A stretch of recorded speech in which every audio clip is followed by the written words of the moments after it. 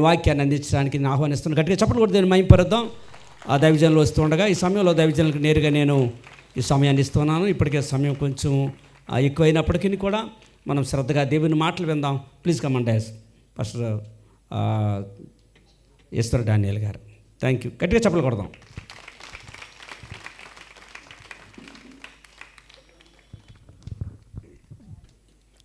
యేసుక్రీస్తు నామమునకు మహిమ కలుగును గాక. వేదికను అలంకరించిన అభిషిక్త దైవజనులు మానక ప్రతి సంవత్సరం సృష్టికర్త సంబరాలు ఏర్పాటు చేసిన మా మిత్రులు, మరి రక్త సంబంధీకులు, సత్య సంబంధీకులైన మరి ఆండ్రూస్ గారికి నా అభినందనలు, అభివాదములు కూడా. పరిస్థితులు ఎన్ని మారినా, కాలాలు మారినా, ఎన్నో సంఘటనలు జరిగినా ఖచ్చితంగా ఆశ్రయపురములో సృష్టికర్త సంబరాలు జరుపుకోవాలని మరి ఎంతగానో సంఘం 6 నెలల నుండే దేవుని దగ్గర నివేదన చేసి ప్రార్థించి ఈ మొదటి ఘట్టం 10వ తారీఖు 11, 12 ఈ 3 దినాలు సహజంగా ఎవరు మొదట్లో రారు, కానీ దేవుడు మొదట ఉంటాడు, కడపటి ఉంటాడు. ఇద్దరు, మొదటివాడు కడపటివాడు. దేవునికి స్తోత్రం. ఎంతమంది వచ్చారనేది దేవుడు పట్టించుకోడు. దేవుని కొరకు నిలబడేవాళ్ళు ప్రతి తరములో బహు కొద్దిమందే. చాలామంది అనుకుంటారు ఇన్ని వేల మంది వచ్చారని.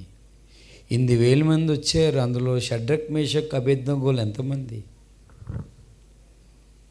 దేవుని కొరకు రోషంతో పౌరుషంతో నిలబడిన వాళ్ళు ఎంతమంది? 10,000 మంది వచ్చినా కొన్నిసార్లు జరగని కార్యం. సరైన వాళ్ళు 4 నిలబడి ఆరాధన స్తుతి చేస్తే చాలు, పాపులు రక్షణ పొందుతారు, రోగులు స్వస్థత పడతారు, అసత్యంలో ఉన్నారు సత్యం వైపు మళ్ళింపబడతారు. ఇది కదా దేవుని కార్యం. దేవునికి స్తోత్రం. హల్లెలూయా. మంచిది. నేరుగా నాకు ఇచ్చిన సమయాన్ని నేను సద్వినియోగం చేసుకుంటాను. నేను దేవుని పరిశుద్ధ గ్రంథములో నుండి, ఎందుకంటే 2023లో నా మీద అటాక్ జరిగింది. ఖచ్చితంగా ఇదే జనవరి 2వ తారీఖు 2003. నేను దేవుని సేవ జరిగించకుండా అటాక్ జరిగి ఏమైందంటే లెఫ్ట్ సైడ్ అంతా కూడా రాత్రి తెలియలేదు నాకు. నేను అసలు బ్రతకడమే కష్టం కోవిడ్ టైంలో. అలాంటిది బ్రతికాను. వ్యాక్సిన్స్ 3 వేసుకున్న ఎఫెక్టు వచ్చి మొత్తం సగభాగం అంతా కూడా తిమ్మిరనేది వచ్చేసింది.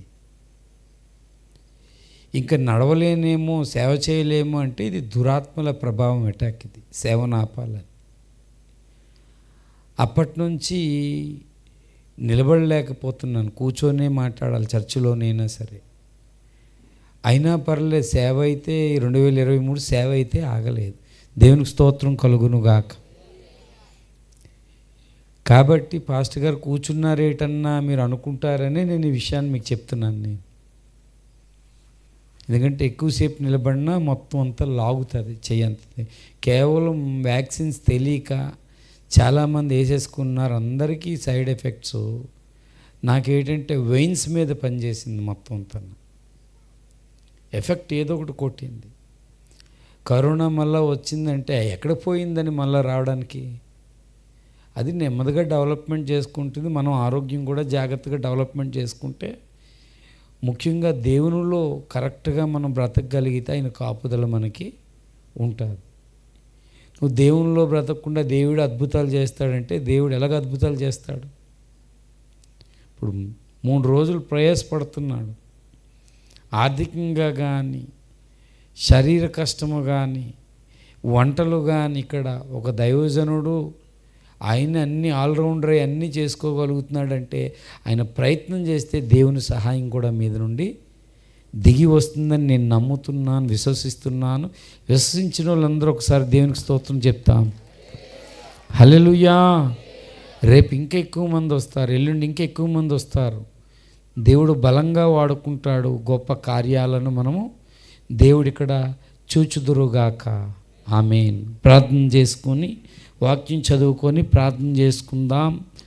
ఈ సృష్టికర్త సంబరాలలో ప్రారంభ దినముగా ఇంతవరకు ఘనమైన ఆరాధన వైర్ వారు నడిపించారు. యవన బిడ్డలందరినీ దేవుడు బహుగా ఆశీర్వదించునుగాక.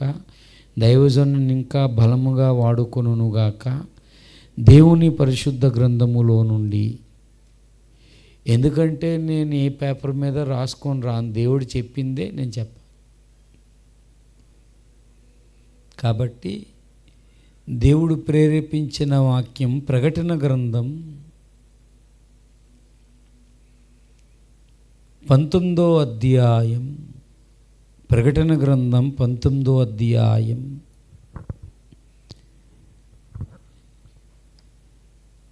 దయచేసి 6-7 వచనాలను చదువుతున్నాను. ఇక్కడ దేవదూతలు సంబరము చేసుకుంటున్నట్టు చూస్తున్నాం. ఆ సెల్లులకి ఇవ్వండి, టైం చూసుకొని 9:30 కల్లా ముగించమన్నారు కాబట్టి బహు తొందరగానే నేను ముగిస్తాను. ప్రకటన గ్రంథం 19వ అధ్యాయం 6-7 వచనాలు. అప్పుడు గొప్ప జనసమూహపు శబ్దమును, విస్తారమైన జలముల శబ్దమును, బలమైన ఉరుముల శబ్దమును పోలిన ఒక స్వరము సర్వాధికారియగు ప్రభువునగు మన దేవుడు ఏలుచున్నాడు, ఆయనను స్తుతించుడి. గొర్రెపిల్ల వివాహోత్సవ సమయం వచ్చినది, ఆయన భార్య తన్ను తాను సిద్ధపరచుకొని ఉన్నది గనుక మనం సంతోషపడి ఉత్సహించి ఆయనను మహిమపరిచెదమని చెప్పగా వింటిని. చిన్న ప్రార్థన చేసుకుందాం. ప్రేమ కలిగిన తండ్రి, మా గొప్ప ప్రభువా, నీ దాసుడు ఆండ్రూస్ గారు నాయన ప్రతి ఏటా సృష్టికర్త సంబరాలని దిగ్విజయంగా నాయన ఏదో ఒక సేవకుని పిలిచి ఈ ప్రాంతానికి సువార్త ప్రకటిస్తూ సత్యాన్ని ప్రకటిస్తూ ఉంటుండగా సియోనులోంచి మీరే కరుణించి దీవించి యవన సమాజమును, సంఘములో ఆర్థికంగా ప్రార్థనా సహాయం అన్ని విధాల సహాయం చేసిన వారందరినీ దీవించండి. వేదికను అలంకరించిన దైవదాసులను మీరు దీవించండి. రేపటి దినం ఎల్లుండి రాబోతున్న వారందరినీ సిద్ధపరిచి స్థలానికి ఆశ్రయపురం ఎవరో కాదు తండ్రి, నీవే.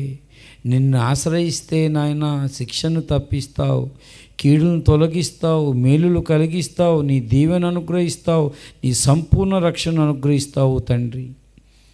ఇగో నాయన బహు భారభరితంగా ఈ సభలు నాయన హృదయములో ఉన్న భారముతో ఈ ప్రాంతమంతా క్రీస్తు కొరకు రక్షణ పొందాలని దేవా, నీ కొరకు నాయన గొప్ప సాక్ష్యం ఇక్కడ ఇస్తూ ఉంటుండగా నీ కార్యం జరిగించండి. మొదటి రోజు రాత్రి మీరు దీవించండి.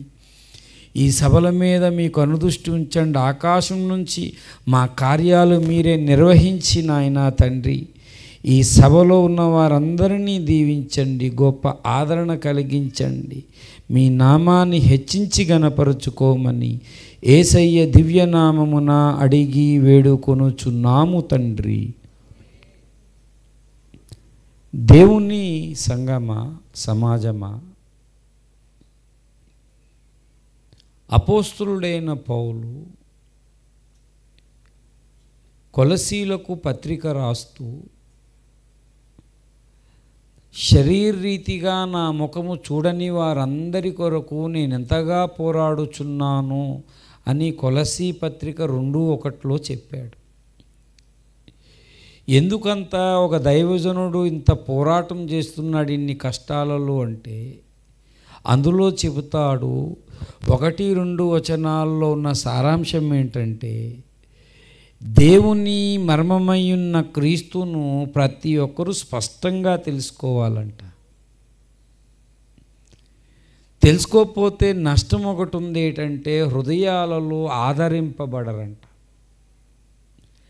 మానవ జాతికి ఆదరణ కావాలంటే ఖచ్చితంగా దేవుడు అర్థం కావాలి.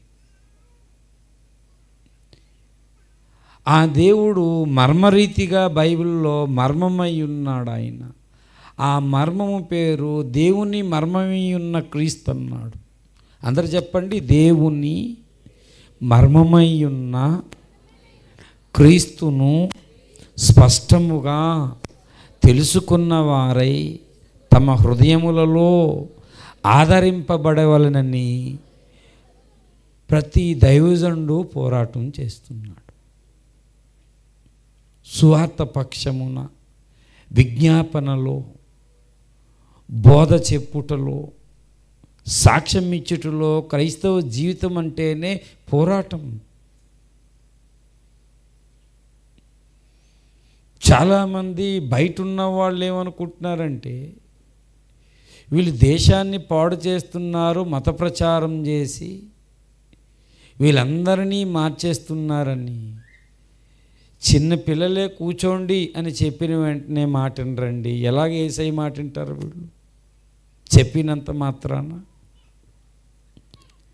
ఈనాడు క్రైస్తవ సమాజం మీద ఒక అబద్ధ ప్రచారం, లేఖనాల మీద అబద్ధ ప్రచారం, యేసయ్య మీద అబద్ధ ప్రచారం, సేవకుల మీద, సమాజం మీద ఈనాడు. ఎందుకంటే ఈ లోకములో ఒకడు అబద్ధానికి జనకుడు ఉన్నాడు. వాడు అబద్ధాలనే ప్రచారం చేస్తున్నాడు. సత్యం ఏంటో ఇటు దేవుని నమ్మని వారికి, నమ్మిన వారికి తెలియకుండా చేస్తున్నాడు వాడు. దేవుడేమో బలమైన కోరిక కలిగి ఉన్నాడు. తన ప్రజలు దేవుని మర్మమై ఉన్న క్రీస్తు స్పష్టంగా తెలుసుకోవాలని. నేను ఇలా వచ్చిన వెంటనే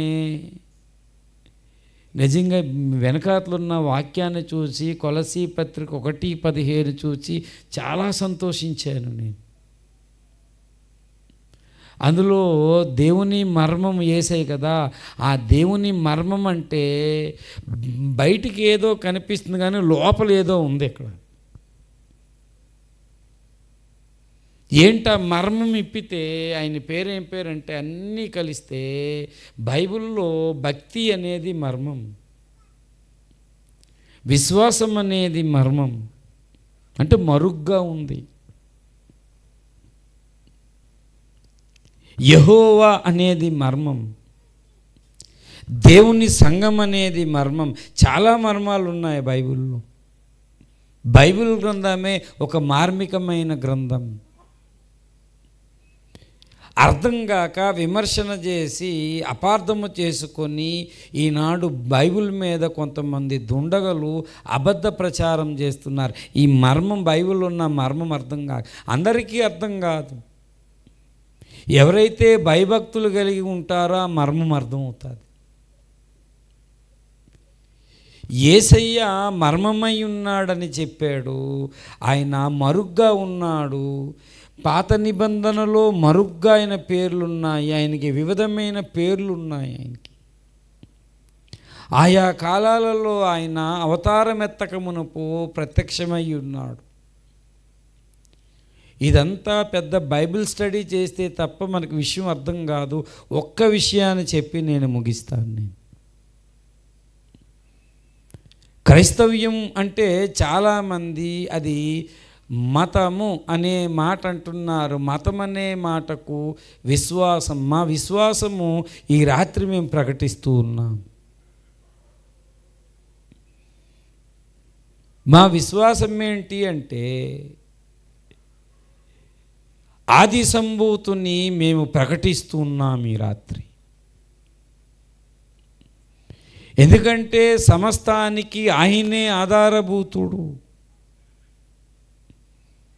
పరలోకం మీద కానీ భూమి మీద కానీ సమస్తానికి ఆధారము ఆయన్నే. ఆయన పేరు ఆది సంభూతుడు. ఈ ఆది సంభూతుడు అనగా అర్థం, ఆది అంటే మొదట, సంభూతుడు అంటే సంభవించినవాడు, పుట్టినవాడు.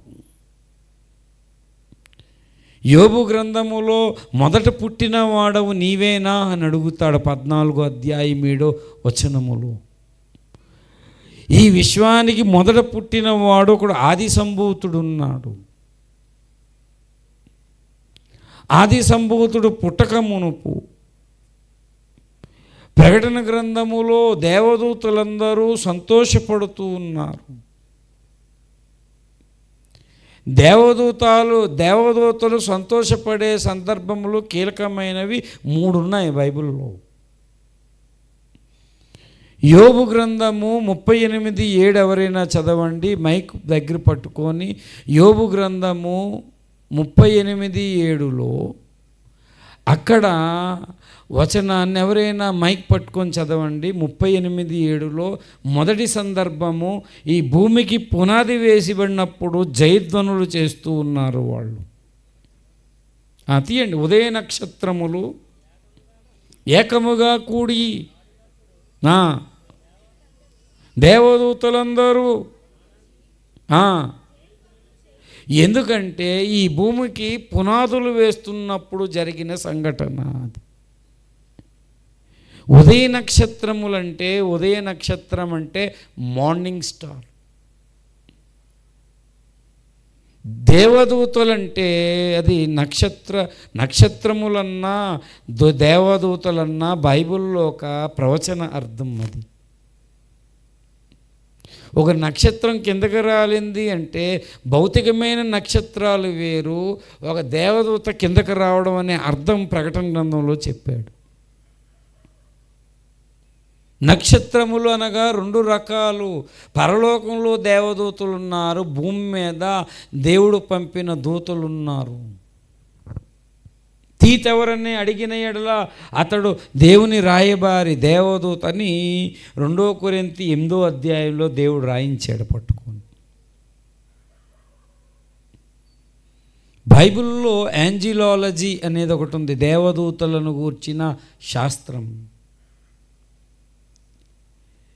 భూమికి పునాది వేస్తున్నప్పుడు దేవుడు ఈ దేవదూతలు ఆనందించారంట.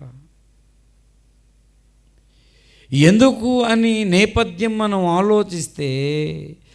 ఆలోచిస్తే ఆది సంభూతునికి భార్య ఈ భూమి మీద తయారవుతుంది, వాళ్ళకు తెలుసు. అది ఒక ఆది సంభూతుడు ఉన్నాడు, ఆది సంభూతునికి ఒక భార్య ఈ భూమి మీద వేదిక సిద్ధం చేస్తున్నాడు. అందుకే లూకాసు వార్త 2వ అధ్యాయం 10, 11, 12, 13, 14 వచనాల్లో, ఇదిగో ప్రజలందరికీ కలుగబోవు సువర్తమానము మీకు చెప్పుచున్నానన్నాడు. దావీదు పట్టణమందు పుట్టినవాడు ప్రజలందరికీ సంతోషకరమైన సువర్తమానం ఆయన అని చెప్పి 14లో ఆ దేవదూతలందరూ యేసుప్రభు వారు పుడుతున్నప్పుడు అక్కడ పుట్టిన సందర్భం, పుట్టిన తర్వాత సర్వోన్నతమైన స్థలముల్లో దేవునికి మహిమయు ఆయనకిష్టులైన మనుషులకు భూమి మీద సమాధానము కలుగునుగా. కానీ రక్షకుడు పుట్టినప్పుడు దేవదూతలు ఆనందించారు.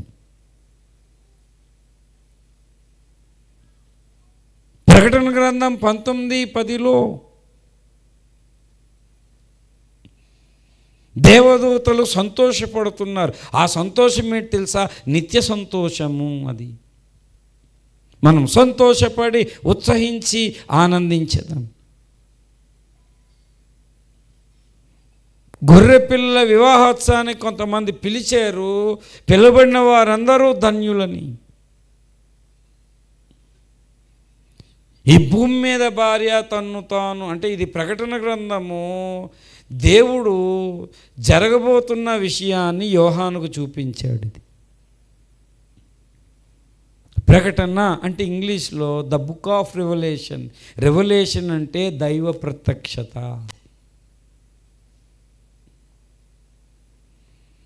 ఈ దైవ ప్రత్యక్షతను యోహానుకు చూపించాడు. గొర్రెపిల్ల భార్య, గొర్రెపిల్ల భార్య అని రాయబడి ఉంది.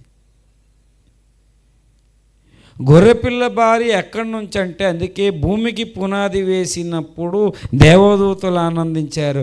ఈ భూమికి పరలోకానికి ఏదో సంబంధం ఉంది. ఈ భూమి పుట్టక మునుపు పరలోకంలో ఏదో చరిత్ర ఉంది, అది కూడా బైబిల్లో చెప్పబడింది.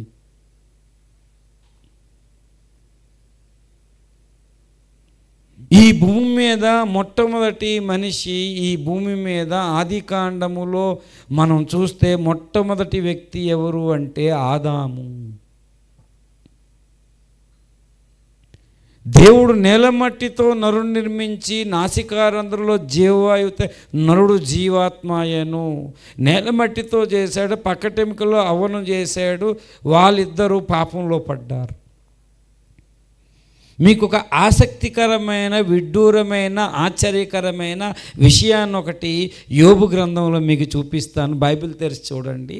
31 యోబు గ్రంథము 31 చూస్తే ఒక చాలా విచిత్రమైన విషయం అక్కడ మనకు కనిపిస్తుంది. యోబు గ్రంథము 31వ అధ్యాయం.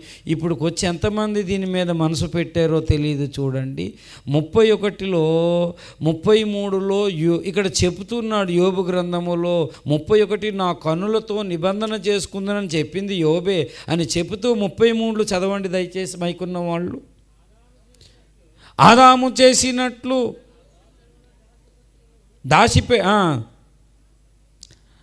దాచిపెట్టుకొని మహాసమూహమునకు భయపడియు తిరస్కారమునకు జడిసియు.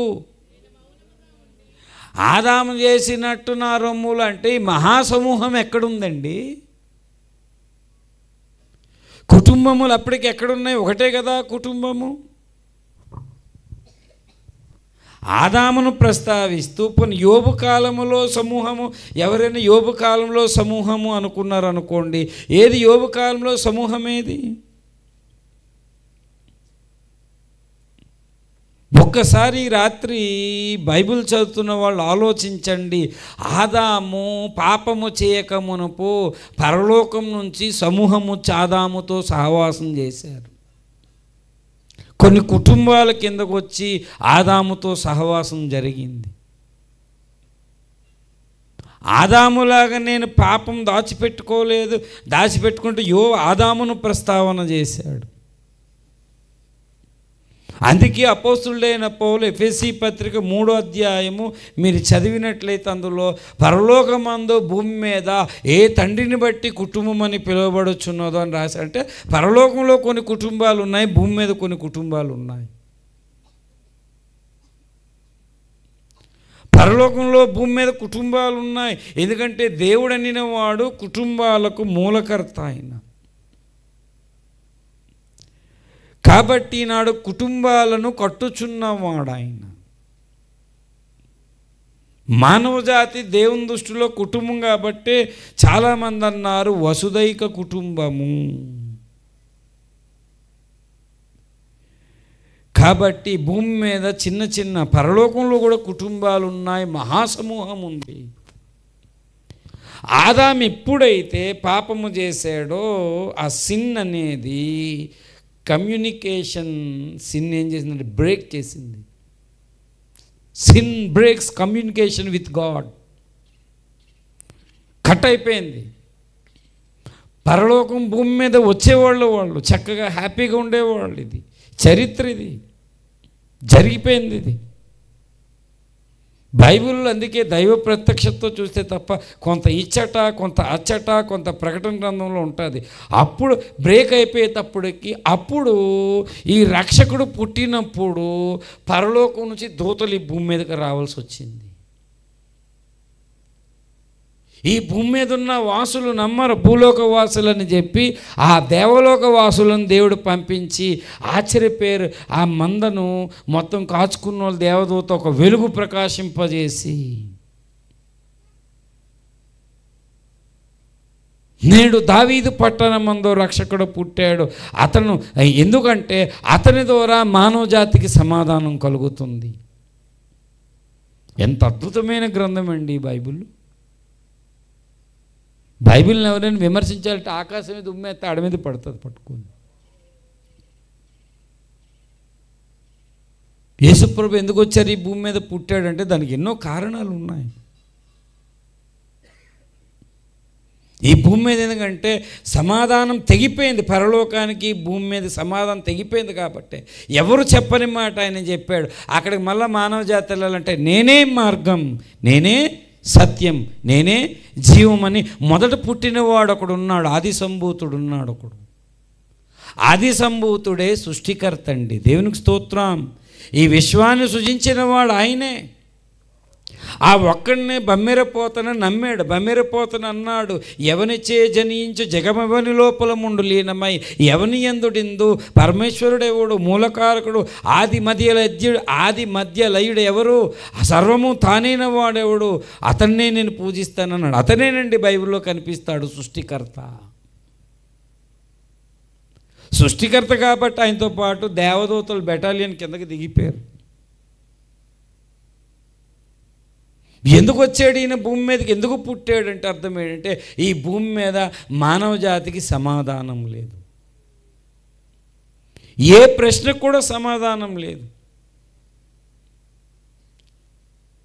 అందుకే ఈయన సమాధానకర్త పుడతాడని యెషయా ప్రవచించాడు, సమాధానానికి అధిపతి అని. ఇర్మియా కాలంలో సమాధానం లేని చోట పైగాయనే కడతారు కానీ ఇతడు హృదయాలలో సమాధానం ఇస్తాడు, సమాధాన రాజ్యము స్థాపించబోతున్నాడు. ఈ ఆదాము కారణంగా పాపము జరిగింది, ఆదాము కారణంగా పాపము జరిగింది.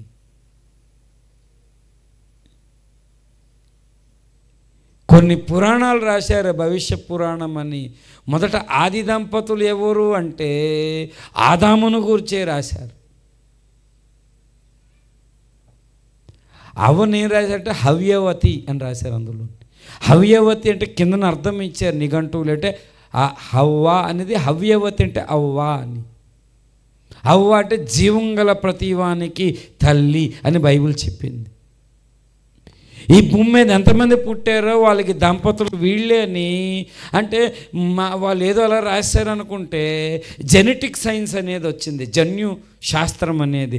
జెనెటిక్ సైన్స్ మానవులు ఎలా పుట్టారని డీకోడ్ చేస్తే ఆదిలో మొదటి మానవు నుంచి ఈ జంటలన్నీ వచ్చాయని చెప్పాడు. జెనెటిక్ సైన్స్ ప్రూవ్ చేసింది. మొదట మానవులకి ఒక దంపతులు ఉన్నారు, ఆ ఒక్కడి నుంచే వీళ్ళందరూ వచ్చారని. అపోస్తుల కార్యం చూడండి దయచేసి 17వ అధ్యాయం 27-28 వచనాలు. ఎవరైనా తీస్తే చదవండి. అపోస్తుల కార్యం 27-28 వచనాలు. మరియు యావత్ భూమి మీద కాపురం ఉండుటకే ఆయన ఒకరి నుండి ప్రతి జాతి మనుషులను సృష్టించి వారు ఒకవేళ దేవుని తడువులాడి కనుగొందురేమో అని తన్ను వెదుకు నిమిత్తము నిర్ణయ కాలమును వారి నివాస స్థలము యొక్క పొలిమేరలను ఏర్పరిచాడు. మానవులకి పొలిమేరలు దేవుడే ఏర్పాటు చేశాడు. ఆయన మనలో ఎవనికి దూరముగా ఉండువాడు కాడు. మనం ఆయన యందు బ్రతుకుచున్నాము, చలించుచున్నాము. ఈ భూమి మీద మానవులందరూ భూమి మీద కాపురం ఉండడానికి ఎవరి నుంచి వచ్చారు? ఒక్కడి నుంచి వచ్చారు. వీళ్ళంతా వాళ్ళు దేవుని వెతుకుతారేమోనని పొలిమేరలు ఉన్నాయి, వాళ్ళకి లిమిట్స్ ఉన్నాయి.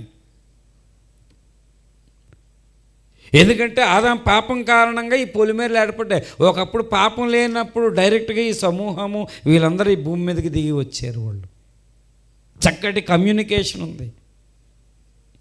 పాపం ఎప్పుడైతే రొమ్ములో దాచుకున్నాడు, అందుకే ఆ శాస్త్రులు పరిశీలి చూడండి, సుంకరి పరిసేయుడు చూడండి. ఆ సుంకరి పరిసేయుడి దగ్గరికి వచ్చినప్పుడు ఈ సుంకరి అనేవాడు రొమ్మును కొట్టుకున్నాడు. ఎందుకంటే రొమ్ములో పాపం దాచునని ముందుగానే ఆ యోబు గ్రంథంలో దేవుడు రాయించాడు. ఆ పాపం తలలగి చనిపోతే ఈ భూమి మీదే మామూలు చనిపోవాలని చెప్పి ఒకడు మీద నుంచి రావాల్సి వచ్చింది. అతని పేరు మేము చెప్తున్నాము, అతని పేరు నజరేయుడైన యేసు. అతనే సృష్టికర్త. అతనికి ఏం పేరుందంటే గొర్రెపిల్ల భార్య తన్ను తాను సిద్ధపరచుకొనుచున్నది. దేవునికి స్తోత్రం, హల్లెలూయా. ఆది సంభూతుడికి ఇంకో పేరుందంటే గొర్రెపిల్ల భర్త, ఈమె భార్య సమాజం. ఇతడు యెషయా 54లో నిన్ను సృష్టించిన వాడు నీకు భర్త అయి ఉన్నాడని 54లో భర్త ఉంది. ప్రకటన గ్రంథం 19:10లో భార్య. చూడండి, ప్రకటన గ్రంథం 54:4లో చదవండి ఎవరైనా. ప్రకటన క్షమించండి, యెషయా గ్రంథం 54:4వ వచనము చూడండి. అక్కడ సృష్టికర్త కోసం ప్రస్తావన ఉంది, దయచేసి చూడండి. యెషయా ప్రవచన గ్రంథం 54:4. నిన్ను సృష్టించిన వాడు భర్త అంటే ఒక సృష్టికర్త ఉన్నాడు, భర్త అయి ఉన్నాడు. సృష్టికర్త అని ఎవరినంటారంటే ఎవరు పడితే వాళ్ళు అనడానికి వీల్లేదు. సృష్టికర్త అయిన వాడు సర్వజ్ఞుడై ఉండాలి. సర్వజ్ఞుడంటే అన్నీ తెలిసిన వాడై ఉండాలి, సర్వవ్యాపి అయి ఉండాలి, ఎక్కడైనా ఉండాలి, సర్వశక్తిమంతుడై ఉండాలి. ఈ 3 లక్షణాలు ఉండాలి ఆ వ్యక్తికి. ఈ 3 లక్షణాలు పుష్కలంగా యేసు ప్రభువు వారికి ఉన్నాయి. అబ్రహాం పుట్టక మునిపే నేనున్నానని చెప్పాడు బైబిల్లో. యేసయ్య సర్వశక్తిమంతుడు కాబట్టి ఈ భూమి మీద మనుషులు భయపడుతున్నారు కదా మరణానికి. ఆ మరణాన్ని జయించి ఆయన ఎంత శక్తివంతుడో చూపించాడు. ఆయన సర్వవ్యాపి అంటే ఆయన అన్ని కాలములలో ఉన్నవాడని బైబిల్ గ్రంథములో నిరూపితమైంది. దేవునికి స్తోత్రం, హల్లెలూయా. ఆ సృష్టికర్తకు ఈ భూమి మీద ఆయన వచ్చి ఎందుకు వచ్చాడంటే గొర్రెపిల్లతో పోల్చబడ్డాడంటే ఈ భూమి మీద ఉన్న భార్య అంటే ఎవరో కాదండి, భక్త సమాజము. దేవుణ్ణి అన్ని మతాలలో ఆరాధించే వాళ్ళు ఉన్నారు, కానీ దేవుని పేరు తెలియదు. రకరకాల పేర్లు ఉన్నాయి. అందుకే అపోస్తులైన పౌలు చూడండి, అపోస్తుల కార్యం 17 అండి ఆ 17వ అధ్యాయంలో చెప్పాడు, మీరు తెలియక దేని యందు భక్తి కలిగి ఉన్నారో దానినే నేను ప్రకటన చేస్తున్నాను అన్నాడు. ఆ ఏథెన్స్ అనే ప్రాంతానికి వెళ్ళినప్పుడు ఒక బలిపీఠం కనిపించిందంట. ఆ బలిపీఠం మీద ఏమనుందంట, తెలియబడని దేవునికి అని రాయబడి ఉందంట. ఇంటికి వెళ్ళి అపోస్తుల కార్యం 17 చదవండి. ఈనాడు మనకన్నా బైబిల్ విమర్శించే మతోన్మాదులకి ఇప్పుడు రిఫరెన్సులు తెలుస్తున్నాయి. ఎందుకన్నాడు తెలియని అని, బలిపీఠం మీద తెలియబడని దేవుడు అని ఎందుకు రాశాడు? చాలా బలిపీఠాలు ఉన్నాయి. పౌలు సంచారం చేస్తూ అలాగ వెళ్ళిపోతున్నాడు. ఒక బలిపీఠం మీద రాయబడి ఉంది తెలియబడని దేవుడు. ఇగో మీకు తెలియదు అన్నారు కదా, ఏ తెలియబడని దేవుడు అని ఉంది కదా, ఆ దేవుని పేరే మేము చెప్తున్నాం. ఎందుకు బలిపీఠం దగ్గరికి వెళ్ళంటే, బలి అయిన వాడు గొర్రెపిల్ల అనే ఆయన ఈ భూమి మీద వచ్చినప్పుడు యోహాన్ అన్నాడు, ఇదిగో లోక పాపములు మోసుకొని పోయే దేవుని గొర్రెపిల్ల అన్నాడు. గొర్రెపిల్ల దేనికి ఉపయోగమండి ఈ భూమి మీద? అది చక్కగా ఏంటంటే బలి కావడానికి తప్పేం లేదు. ఈ గొర్రెపిల్లని ఎప్పుడు తెలుసా నియమించాడు? 1 పేతురు 1వ అధ్యాయంలో జగత్ పునాది వేయబడక మునిపే ఆయన నియమింపబడ్డాడు. ఇప్పుడు కాదండి. వెనకాక మొన్న ఏదో బ్రిటిష్ వాళ్ళు వచ్చి ఎవరో వచ్చి దేశాన్ని పాడు చేసి మత ప్రచారం అంటున్నారు. ఆయన జగత్ పునాది వేయబడక మునిపే నియమింపబడ్డాడు. ఆయన కాలం పరిపూర్ణమైనప్పుడు పొలిమేరలు పాపం ప్రవేశించింది, పొలిమేరలు దేవుడు ఏర్పాటు చేశాడు. ఒక తెగులు ప్రవేశించిన వెంటనే, ఇప్పుడు కరోనా తెగులైన వెంటనే ఎక్కడికక్కడ స్టాప్ చేశారు లేదా? ఈ ప్రాంతం ఇక్కడ రాకూడదని వెంటనే చీఫ్ మినిస్టర్ గారు, ప్రైమ్ మినిస్టర్ మొత్తం గేట్లు వేసారా లేదా? రాకుండానా? వైరస్ వ్యాపిస్తుందని మామూలు ఈలే చేసేటప్పుడు దేవుడు ఎలా ఊరుకుంటాడండి? ఈ భూమి మీద పాపం అనే తెగులు వ్యాపించినప్పుడు దేవుడు అది కట్ అయిపోయింది. దేవుడితో సమాధానం మరలా సమాధానం ఎలా ఏర్పడిందంటే, నజరేయుడైన యేసు ద్వారా మానవ జాతికి సమాధానం ఏర్పడింది. దేవునికి స్తోత్రం కలుగునుగాక, హల్లెలూయా. ఆయనే అంతకుముందు ఆయన హోదా ఏంటి అంటే ఆయన సృష్టికర్త. ఆయన పేరు ఎందుకు వచ్చాడు ఈ భూమి మీద అంటే, సమాధానం ఇచ్చిన వారంతా కూడా ఎవరైతే సమాధానం పొందుతారో వారు గొర్రెపిల్ల భార్య. ఈ భార్య కొరకు ఏం చేశాడంటే ఆది సంభూతుడైన వాడు గొర్రెపిల్లలాగా, ఒక గొర్రెపిల్ల దేనికి అంటే బలి జరగడం, లోక పాపాలన్నీ తన మీద మోసుకొని బలి జరగడానికి బలి జరిగించాడు, రక్తం చిందించాడు. ఆ రక్తము ద్వారా మానవ జాతిని పవిత్రపరిచాడు. అందుకే హెబ్రీ పత్రిక 9వ అధ్యాయం 22వ వచనములో ధర్మశాస్త్రం మొదలుకున్న మాట చెప్పబడింది. హెబ్రీ పత్రిక 9:22లో చూడండి ఏమని రాయబడి ఉందో. ధర్మశాస్త్రం ప్రకారం చెప్పాడు, ఏమన్నాడు? మరియు ప్రకారము రక్తము చేత శుద్ధి చేయబడుచున్నవి, రక్తము చిందించకుండా పాపక్షమాపణ కలగదని చెప్పి ఈ భూమి మీద ఇశ్రాయేలు జనాంగానికి లేవియాకాండములో అపరాధ పరిహారార్థ బలి, సమాధాన బలి, కొన్ని బలులు దేవుడు మోషే ద్వారా చెప్పాడు. పాప పరిహారార్థ బలి, దహన బలి, సమాధాన బలి, వివిధమైన బలులన్నీ చూపించాడు. అసలు బలి ఎక్కడ జరిగిందంటే సిలువలో జరిగింది. దేవునికి స్తోత్రం, హల్లెలూయా. ఒక్క బలి ద్వారా హెబ్రీ పత్రికలో చెప్పాడు, ఒక్క బలి ద్వారా మొత్తం అంతటికి పాపానికి ఫుల్ స్టాప్ పెట్టేశాడు. పాపానికి బానిసలైపోయిన ప్రజల నుంచి అందుకు సృష్టికర్త ఈ భూమి మీద రక్త మాంసంలో పాలివాడు ఆయన. హెబ్రీ పత్రిక 2:14-15లో చెప్పాడు ఆయన. ఆ పిల్లలు రక్త మాంసం గలవారయ్యున్నందున మరణం ఎలాగొచ్చిందంటే పాపం కారణంగా వచ్చింది. ఆ పాపానికి వచ్చే జీతం మరణము. దాన్ని ఫుల్ స్టాప్ పెట్టాలని సృష్టికర్త ఈ భూమి మీద ఒక శరీరం దాల్చాడు. ఆ శరీరం మానవ నామధేయం పేరు, దేవుని మానవ నామధేయం పేరు ఏం పేరంటే నజరేయుడైన యేసుక్రీస్తు. దేవునికి స్తోత్రం, హల్లెలూయా. అప్పుడు శిష్యులకు చెప్పాడు, ఈ నామమున పాపక్షమాపణ ప్రకటింపబడుచున్నది. పరలోకమందు కానీ భూమి మీద కానీ నీలయందే కానీ అపోస్తులు చెప్పారు, ఈ నామమున తప్ప మరి ఏ నామమున రక్షణ కలుగదు. దేవునికి స్తోత్రం కలుగునుగాక. హల్లెలూయా, హల్లెలూయా. పైనున్న ఆకాశమందున క్రిందున్న భూలోకమందున లేదు ఏనా మమ్మున రక్షణ, లేదు పాప విమోచన, లేదు పాప విమోచన. యేసునామము ధరింపగానే మనసు మారి నూతన మగును, భేదమేమియులేదెవ్వరికిని నాదుని స్మరింపతరింప. పైనున్న ఆకాశమందున్న క్రిందున్న భూలోకమందున్న లేదు ఏనా మమ్మున రక్షణ, లేదు పాప విమోచనే. అపోస్తులు చెప్పారు, ఈ నామమున తప్ప 4వ అధ్యాయం అపోస్తుల కార్యంలోని ఈ నామమున తప్ప మరి ఏ నామమున రక్షణ కలుగదు. సృష్టికర్తే ఆది సంభూతుడు. ఆది సంభూతుడే గొర్రెపిల్లగా వచ్చాడు.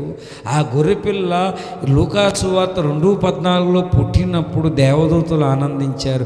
ఆ బలి ద్వారా ఈ భూమి మీద పరిశుద్ధ సమాజము ఏర్పడింది. ఆ పరిశుద్ధ సమాజం పేరు భర్త పేరే కదా రావాలి. సృష్టికర్త పేరు ఏంటంటే క్రీస్తు. క్రైస్తవులు. దేవునికి స్తోత్రం.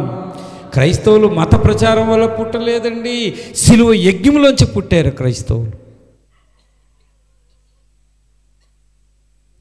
క్రైస్తవులు అంటే చాలామంది చులకనైపోయింది ఈనాడు. ఏంటంటే పాపం చేసేవాడు క్రైస్తవుడు, పాప క్షమాపణ పొందేవాడు క్రైస్తవుడు చులకనగా మాట్లాడుతున్నారు. పాపాన్ని క్షమించడం అంత సులువండి.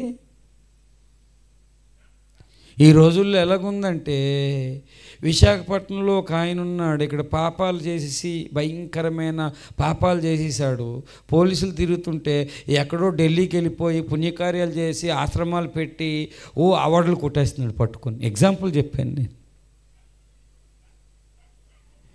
స్టేషన్లో కేసు ఉంది, తెలిసింది ఫలా ఆయన అక్కడ వేషం వేసుకొని పుణ్యకార్యాలు ఆశ్రమాలు నడిపిస్తున్నాడని. వెళ్ళారు, పట్టుకున్నారు. నేను ఇన్ని పుణ్యకార్యాలు చేశానంటే గవర్నమెంట్ ఒప్పుకోదు. ముందు శిక్ష అనుభవించు, దానికి కావస్తే నీకేమో బిరుదులుగా కావాలంటే అవార్డులు ఇస్తాం, కానీ నీకైతే ముందు పాపానికి వచ్చే శిక్ష. క్రైస్తవ మతం అది కాదండి. ఎంత పాపినైనా సరే యేసే క్షమించి ఆ తర్వాత ఇంకా నువ్వు పాపం చేయొద్దు. ఆయన పాపాన్ని బైబిల్లో ద్వేషించాడు, పాపులను ప్రేమించాడు. ఈ చిన్న సూత్రం చాలామందికి తెలియదు. పాపాన్ని భయంకరంగా ద్వేషించాడు కాబట్టే పాపానికి జీతు మరణము, ఆ మరణాన్ని తను అనుభవించాడు, తను ఉన్న నిత్య జీవం ఇచ్చాడు. కాబట్టే రోమా 3:23లో అందరూ పాపం చేసి దేవుడు అనుగ్రహించి మహిమను పొందలేకపోతున్నాడు. 6:23లో ఏమన్నాడంటే క్రీస్తునందు దేవుని కృపావరం నిత్య జీవం అని చెప్పాడు. దేవునికి స్తోత్రం. ఈ నిత్య జీవం నీకు కావాలంటే అందుకే దేవుడు ఈరోజు సృష్టికర్త సంబరాలు పెట్టాడు. ఇక్కడ ఈ సంబరాల ద్వారా దేవుడు మళ్ళా నిన్ను పిలుస్తున్నాడు. ప్రయాసపడి భారం మోస్తున్న సమస్త మానవాళున్న జనులారా మీరు రండి, మీ కొరకు ఇదిగో నేను గొర్రెపిల్లగా, నేను గొర్రెపిల్ల అంటే నిజంగా గొర్రెపిల్ల కాదండి. గొర్రెపిల్ల ఎందుకు పోల్చబడ్డాడంటే గొర్రెపిల్ల బలి కొరకు అది సృష్టింపబడింది. ఈయన కూడా మానవాళి పాప పరిహారార్థం కొరకు సిలువలో ఆయన మరణించి బలి అయిపోయి ఆ బలి ద్వారా రక్తం చిందించి మానవాళి పాప క్షమాపణ కలిగించాలని. దేవునికి స్తోత్రం, హల్లెలూయా. పాప క్షమాపణ కలిగించడం అంటే అంత ఈజీ కాదండి. ఈ భూమి మీద మీరే చెప్పుచుంటిరి ఏమని, నా పుణ్య దాన ధర్మేచ్ఛ నా కర్మశ పుణ్యం భవతే, నా పుణ్య ప్రాణధర్మేచ్ఛ జగత్ పుణ్యం నహి నహి అన్నాడు. ఒకడు వచ్చి ప్రాణం పెట్టాలని. ఉదయం ఒకడు నాకు డౌట్ అడిగాడు. మా పూర్వీకులు పెద్ద పెద్ద రాజులండి, రాజులు వాళ్ళు పుణ్యకార్యాలు చేశారు కదా, పిల్లలకు వస్తుందా అని. నేనన్నా నా పుణ్యకార్యాలతో పాటు రకరకాల పాపకార్యాలు చేశారు, అది కూడా వస్తుంది అని. పుణ్యకార్యం అంటే రోమాపత్రిక చూడండి ఎంత అద్భుతంగా పరిశుద్ధాత్మ దేవుడు రాయించాడు. రోమాపత్రిక 5వ అధ్యాయములో అసలు మానవజాతి వివరణ 2 ముక్కలో చెప్పేశాడండి రోమాపత్రికలు. రోమాపత్రిక 5వ అధ్యాయములో ఒక మనుషుని వల్ల ఏమైందంట, 5:12లో ఇట్లుండగా ఒక మనుషుని వల్ల పాపము ద్వారా మరణము లోకములో ఎలాగో ప్రవేశించేనని చెప్పాడు అని చెప్పి ఇక్కడ ఇంకొక మాట చెప్పాడు. ఏమన్నాడో చూడండి దయచేసి 19వ వచనం. ఏలయనగా ఒక మనుషుని అవిధేయత వల్ల అనేకులు పాపులుగా ఎలాగ చేయబడిరో అలాగే ఒకని విధేయత వలన అనేకులు నీతిమంతులుగా చేయబడ్డారని చెప్పారు. 18లో ఏమన్నాడు, కాబట్టి తీర్పు ఒక అపరాధ మూలంగా వచ్చినదై మనుషులకు అందరికీ శిక్షావిధి కలుగుటకు ఎలాగూ కారణమాయనో అలాగే ఒక్క పుణ్య కార్యము వలన ఎంత అద్భుతంగా రాశాడు. ఏ కార్యము? పుణ్యకార్యం అంటే పలానా పుణ్యక్షేత్రాలు తిరిగితే కాదండి, అసలైన పుణ్యక్షేత్రం ఆశ్రయపురం యేసుప్రభువేనండి. దేవునికి స్తోత్రం. బైబిల్లో ఆశ్రయపురాలు కట్టమన్నాడు. ఎవడైనా హత్య చేశాడు అనుకోండి, వెంటనే ఆశ్రయపురంలోకి వెళ్తే వాడి మీద కేసు ఉండదు. రాయించాడు. 7 ఆశ్రయపురాలు కట్టమన్నాడు. 7 అంటే సంపూర్ణమైన సంఖ్య. ఈ భూమి మీద రకరకాల పాపానికి వచ్చే జీతం మరణం, కేసు ఉందాడి మీద. యేసులోకి వచ్చాడు అనుకోండి, పాత నిబంధన భౌతిక కొత్త నిబంధనలోని యేసులోకి వచ్చిన వారికి శిక్ష కొట్టేశాడు. ఎందుకంటే యేసు సిలువ యజ్ఞంలో ఒక పుణ్యం చేశాడు. దేవునికి స్తోత్రం. ఏంటంటే నా పుణ్య ప్రాణధర్మేచ్ఛ అన్నాడు. ప్రాణాన్ని ఏం చేశాడు? ధర్మంగా పెట్టేశాడు. ధర్మం ఏంటంటే పాపం చిందించి విమోచన కలిగించాడు. ఆ అదృశ్య దేవుణ్ణి దృశ్య స్వరూపి ఆది సంభూతుడు, ఆయన పేరు నజరేయుడైన యేసు. దేవునికి స్తోత్రం. అదృశ్యుడు దేవుడు ఆయనలో వచ్చిన ఈ భూ అంటే ఒక భాగం ఏంటంటే కనిపించే భాగము దృశ్యుడు.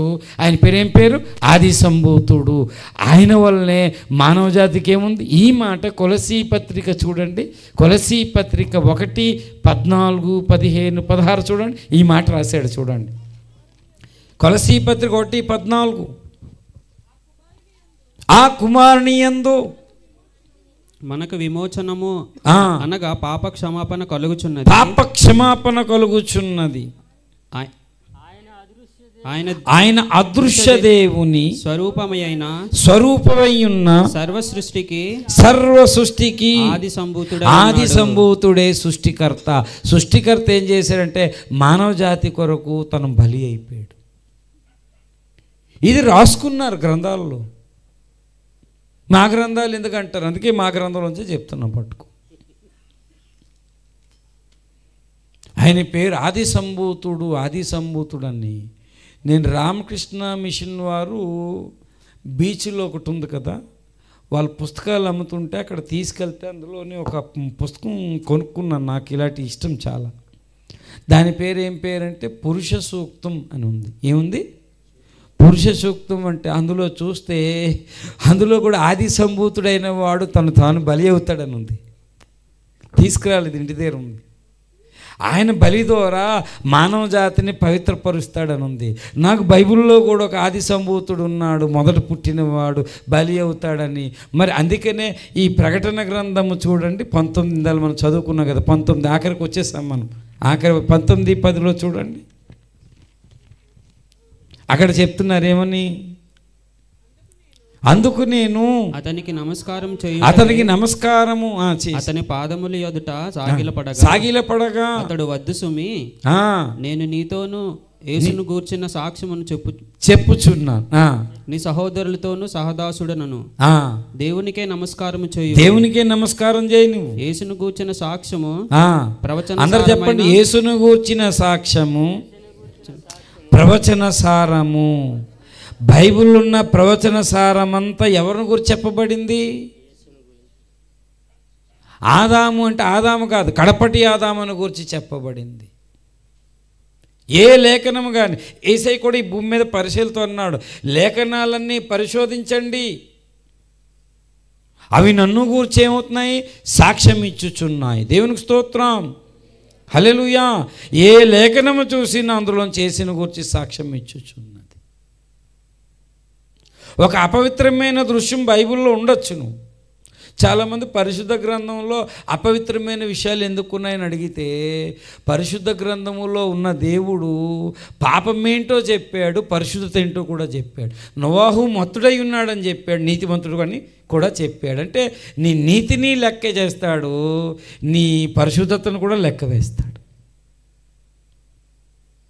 గొర్రెపిల్ల భార్య ఎలా తయారైందంటే ఆది సంభూతుని రక్తములో కడగబడి పరిశుద్ధపరచబడి భార్య తయారైంది. ఆ భార్య ఇప్పుడు తానేం చేయాలి? సిద్ధపరచుకోవాలి. మన మీద వచ్చి వెళ్ళిపోవడం కాదు. ఇప్పుడు ఆ భార్యలోకి నువ్వు రావాలి అంటే యేసయ్యతో సమాధానపడాలి. నేడే ఇంకా యేసు ప్రభువు నమ్మకపోతే 2 చేతులు చాపి, యేసయ్య నా హృదయంలోనికి రండి నాయన, దేవా నా పాపాలు క్షమించండి అని అడిగితే ఆయన నిన్ను రక్షిస్తాడు. నువ్వు అడగడమే లేటు. లేదు నేను విన్న మాట యేసయ్య అంటే ఇష్టంగా నేను విన్నంటే చాలా నష్టం ఉంది. రోడ్డు మీద చాలా యాక్సిడెంట్లు అవుతాయి. యాక్సిడెంట్లో సేఫ్టీ ఏం చెప్తారంటే హెల్మెట్ వేసుకోండి రాని. చాలామంది హెల్మెట్ లేకే తల ఈ టైర్ కిందకి వెళ్ళిపోయి చచ్చిపోయారు. చచ్చిపోయి ఎక్కడికి వెళ్ళారంటే వీళ్ళే చెప్తారు మళ్ళీ ఏంటంటే అయితే స్వర్గం, నువ్వు మనం చేసిన పాపాలందరికీ స్వర్గానికి వెళ్ళిపోతారు ఏంటండి. ఈ హెల్మెట్ అనేది వేసుకోకపోతే ఎంత నష్టం ఉంది. చాలామంది హెల్మెట్ వేసుకున్న వాళ్ళు అందరూ చిన్న చిన్న గాయాలు కలిగిన బ్రతికేరు వాళ్ళు. ఈ హెల్మెట్ని ఎంత రక్షిస్తుందో మానవాళి వీళ్ళు పాపానికి వచ్చే జీతం మరణం నరకంలో పడకుండా అంత రక్షిస్తాడనేది దేవుడు తెలియజేస్తున్నాడు. దేవునికి స్తోత్రం కలుగునుగాక. ముఖ్యంగా యవనస్తులారా, పెళ్లి చేసుకుంటున్న తర్వాత నేను రక్షణ పొందుతాను, ఉద్యోగం వచ్చిన తర్వాత రక్షణ పొందుతాను, నేను ఎల్ఐసి చేస్తున్నాను, ఇంత డబ్బులు వచ్చాక టార్గెట్ అయిన తర్వాత రక్షణ పొందుతాను అనొద్దు. ఎప్పుడు జరుగుతుంది, ఏం జరుగుతుందో తెలీదు. దీపం ఉంటుండగా ఇల్లు చక్కబెట్టుకోవాలి. నువ్వు నరుని ఆత్మ యెహోవా పెట్టిన దీపము. ఈ లోపల ఆత్మ ఉంటుండగానే నీ సృష్టికర్త తెలుసుకోవాలి. ఆయన పేరు నజరేయుడైన యేసు. ఆయన నువ్వు అంగీకరించగలిగితే, ప్రభువా నువ్వేం చేయక్కర్లేదు, నా పాపాలను క్షమించంటే, పాపం ఎవరు చేశాడంటే ఆదాము చేశాడు. వచ్చే జీతం మరణం. ఆ పాపాన్ని కడపటి ఆదామైన యేసయ్య వచ్చి తీసిపాడేశారు. ఆదాం చేసిన పాపానికి నేను ఎలా బాధ్యుడిని అవుతానంటే, అందుకే నీ ప్రమేయం లేకుండా పాపం వచ్చింది, నీ ప్రమేయం లేకుండా ఒక ఆయన వచ్చి బలి అయ్యాడు. నమ్మడానికి నీకెందుకు నష్టం? ఒక ప్రమేయం లేకుండా పాపానికి వచ్చి జీతం మరణమైనప్పుడు ఒక ఆయన విధేయత చూపించి మనందరి పాపాలు ఆయన మీద వేసుకొని సిలువలో మరణించాడు. కేవలం నిన్ను విశ్వసించమన్నాడు. ఈ రాత్రి నువ్వు విశ్వసిస్తే నీవును నీ ఇంటి వారు రక్షణ పొందుతారని పరిశుద్ధ గ్రంథం చెప్పబడింది. దేవునికి స్తోత్రం కలుగునుగాక. రక్షణ పొందితే చాలదు. యేసును గూర్చి స్పష్టంగా తెలుసుకొని నీ హృదయంలో ఆదరణ పొందాలి అంటే, రక్షణ పొందిన వారు గొర్రెపిల్ల భార్య తన్ను తాను సిద్ధపరచుకొనుటలో నీకు 3 లక్షణాలు కలిగి ఉండాలి. అసలు వాస్తవానికి చెప్తే ఇప్పుడు స్టార్ట్ అవుతుంది ప్రసంగం. ఆల్రెడీ ముగింపుకు వచ్చాం మనం. గొర్రెపిల్ల భార్య ఎలా తయారైంది ఇంతవరకు చెప్పాను. ఆది సంభూతిని బలి వల్ల. ఆది సంభూతి అంటే సృష్టికర్త. ఆదాం పాపం కారణంగా కమ్యూనికేషన్ కట్ అయిపోయింది. మరలా ఆయన భూమి మీదకి వచ్చాడు. భూమి మీద పునాది వేసినప్పుడు దేవదూతలు, పుట్టినప్పుడు దేవదూతలు, గొర్రెపిల్ల భార్య అంటే భార్య ఎక్కడి నుంచి వచ్చిందంటే, అదొక పునాది వేసిన తర్వాత మానవ జాతిని ఆదాం ద్వారా వచ్చిన వాళ్ళందరూ కూడా గొర్రెపిల్ల భార్య. మళ్ళీ ఆది సంభూతుడు పవిత్రపరుచుకున్నాడు. ఈ భార్య ఎలా తయారయ్యింది? ఈ భార్య సిద్ధపరచుకోవడం అంటే 3 లక్షణాలు క్రైస్తవులమైన మనకు ఖచ్చితంగా ఉండాలి. ఇది మనకు అర్థం కావడానికి మత్తయి సువార్త ఈ ఒక్క ముక్క చదివి ముగించుకుందాం మనం. మత్తయి సువార్త 25వ అధ్యాయములో ఒకటే ఒక ముక్క చదివి నేను ముగించేస్తాను. మత్తయి సువార్తలో 25లో మొదటి వచనం నుంచి నేను ఎవరు చదవకండి, డైరెక్ట్గా స్టేట్మెంట్ నేను చెప్పేస్తాను. మీరు ఇంటికి వెళ్ళి దయచేసి మత్తయి సువార్తలో సిద్ధపడిన కన్యకల కోసం రాయబడింది. అందుకే సిద్ధపాటు. గొర్రెపిల్ల భార్య తను తాను 1 నుంచి 13 వచనాలు ఒక భాగం, 14 నుంచి 30 వచనాలు ఒక భాగం, 31 నుంచి 44 వచనాలు ఒక భాగం ఉంది. ఈ 3 భాగాలకు 3 పేర్లు పెట్టుకోవచ్చు. మొదటి భాగం కూడా మెలుకు. అందరు చెప్పండి, మెలుకుగా ఉండుడి, యజమానుని పట్ల నమ్మకస్తులై ఉండుడి, చుట్టూ ఉన్న సమాజానికి ఉపయోగపడండి. 3 పాఠాలు ఇంగ్లీష్లో చెప్పాలంటే be watchful, be faithful, be useful. ఈ 3 కలిస్తేనే సిద్ధపాటు. ఎవరైనా నేను సిద్ధపడ్డానంటే తప్పది. కంసాలి వాడు ఒక బంగారం తీసుకొని, రా మెటీరియల్ తీసుకొని, ముద్ద తీసుకొని ఏం చేస్తాడంటే, దాన్ని మంచి ఆభరణం చేయాలంటే పాత్ర సిద్ధపరుస్తాడంట. సొలొమోను చెప్పాడు. దీని సిద్ధపాటు లేకుండా మంచి ఆభరణంగా తయారవు, గొర్రెపిల్ల భార్యగా తయారవు. ఏది ఇక్కడ వచ్చేసి సంబరాల్లో చక్కగా హ్యాపీగా ఉంది, మంచి లైటింగ్ పెట్టారు, మంచి చక్కగా పాటలు పాడుకున్నాం, వాక్యం విన్నాం, వెళ్ళిపోకండి. రేపటి నుంచి మీరు సిద్ధపాటు అంటే అర్థం ఏంటంటే కాస్త మెలుకు కలిగి ఉండండి. ఇది పెద్ద పాఠం. మెలుకు అంటే రాత్రిపూట పడుకున్నప్పుడు ఏమవుతాయంటే మన అవయవాలు ఉన్నా నిద్రపోతాయి. కళ్ళు, చెవులు, ఇవన్నీ అవయవాలు. లోపలున్న అంతరేంద్రియములు, బయట ఉన్న జ్ఞానేంద్రియములు. జ్ఞానేంద్రియాలు అంటే చాలామంది సెన్స్ ఆర్గన్స్ ఏంటి? కన్ను, ముక్కు, చెవి, నోరు, నాలుక, స్పర్శించే చర్మం. మెలకుగా ఉండడం అంటే మన కళ్ళు ఎప్పుడు దేవుని చూడడం నేర్చుకోవాలి, దేవుని స్వరం వినడం నేర్చుకోవాలి. ఆత్మీయ విషయం ఇది. మెలకువ అంటే రాత్రిపూట ఈ కళ్ళు ఉన్నాయి కానీ మెలకు ఉండదు. అలా నిద్ర కళ్ళు ఉన్నాయి కానీ పడుకుని పోతాం, చెవులు ఉన్నాయి కానీ వినం, నాలుక ఉంది, నోరుంది, రుచి చూడం. ఏ దోమలు కుట్టినా కూడా నిద్రలోకి వెళ్ళిపోతే ఏమీ స్పర్శ తెలియదు. ముక్కుంది కానీ వాసన చూడదు. కానీ మెలకు అంటే ఆధ్యాత్మికంగా సంఘములో ప్రతీది మెలకు. యవనస్తులారా జాగ్రత్త, మెలకు కలిగి ఉండండి. పెద్దలారా, వృద్ధులారా. రెండవ విషయము, నమ్మకముగా మనం బ్రతకాలి. ఇచ్చిన తలాంతులు ఇచ్చాడు అంటే, తలాంతులు అంటే చాలామంది అడిగారు యవనస్తుల కూడికలో. తలాంతులు అంటే నీకు ఇచ్చిన ప్రతి అవకాశాన్ని నువ్వు వాడుకోవాలి. పాస్టర్ గారు ప్రతి సంవత్సరం ఒక అవకాశం మీటింగ్స్ పెట్టేస్తున్నాడు. ఆయన ఈ మీటింగ్స్లో నీకు అవకాశం ఇచ్చాడు, నువ్వు గుప్పిలు విప్పచ్చు. నీకు అవకాశం ఇచ్చాడు. చాలామంది చనిపోయారు కరోనాలో. నీకు అవకాశం ఇచ్చాడు, నేను కూర్చున్నా నిలబడిన సువార్త నేను చెప్పాలి. ఈ అవకాశాలను సద్వినియోగం చేసుకుంటే 2 తలాంతులు ఏం చేసుకుంటాను, 4 చేసుకుంటాను. కొంతమంది అవకాశాలన్నీ పక్కన పెట్టి భూమిలో పాతి పెట్టినట్టు ఉంటారు. మూడోది, చుట్టూన్న సమాజాన్ని దయచేసి ఎవరిని విమర్శించబాకండి. అవసరమైతే ఉపయోగపడండి. పాస్టర్ గారు చూస్తే నాకు చాలా సంతోషం. ఆండ్రూస్ గారు చుట్టూన్న సమాజానికి మెడికల్ ట్రీట్మెంట్ చేస్తాడు. ఉపయోగపడుతున్నాడు తనకున్న మెడికల్. నువ్వు ఉపయోగపడాలా?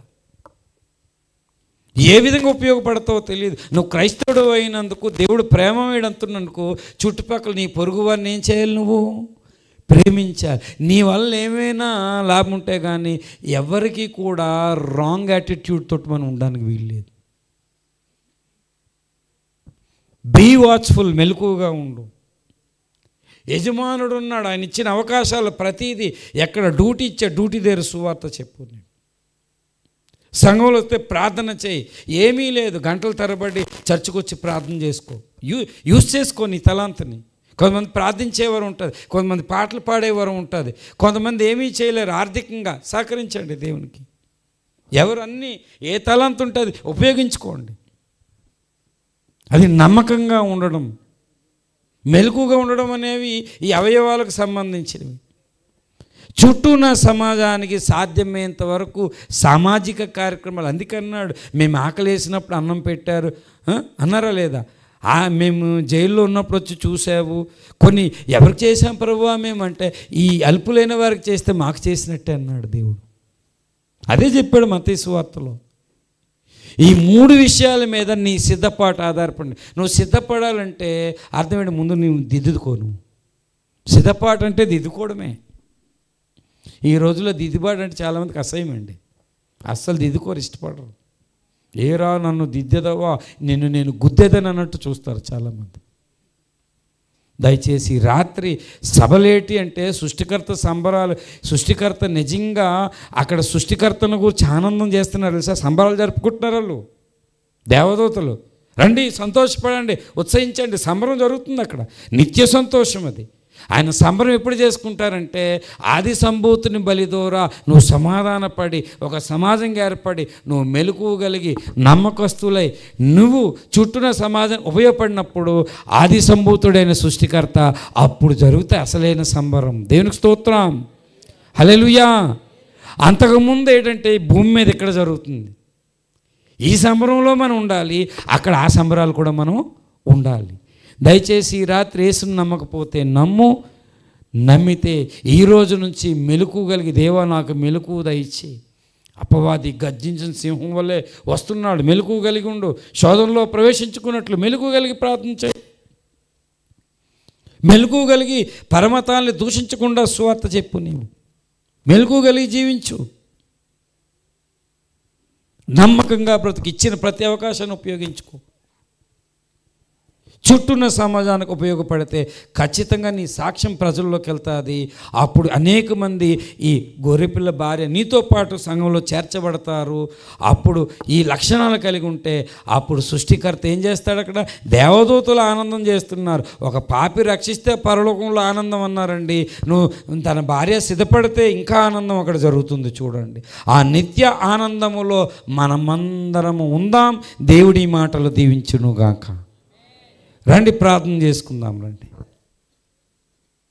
రండి ప్రార్థన చేసుకుందాం. ప్రేమ కలిగిన తండ్రి, సర్వశక్తిమంతుడవేం దేవా, నీ దాసుడు ఆండ్రూస్ గారి భారముతో ప్రతి సంవత్సరం సేవకులందరినీ పిలిచి ఇంత దూరం అనక భారం మనకి ఇక్కడికి వచ్చి ఈ ప్రాంతంలో అనేకులకు నాయన సామాజిక కార్యక్రమాలు చేసి నమ్మకంగా సేవ చేస్తుంటుండగా, చుట్టూ ఉన్న సమాజానికి ఉపయోగపడుతూ మెలకువగలిగి జీవిస్తుంటుండగా, గొర్రెపిల్ల రక్తం ద్వారా సమాధాన పడిన మేము మీ భార్యగా ఉండి ఆ స్థానాన్ని గ్రహించి సిద్ధపరటులో కృపను అందించమని, ఈ సభల ద్వారా ఇంకా జరగబోతున్న సభల్లో రక్షణ పొంది రోగాలలో స్వస్థత పడి దేవా నాయన నీ సమాజాన్ని సిద్ధపడాలని మొదటిసారి వచ్చావు పాప క్షమాపణ కొరకు, రెండోసారి రాబోతున్న ఆది సంభూతుడు మరలా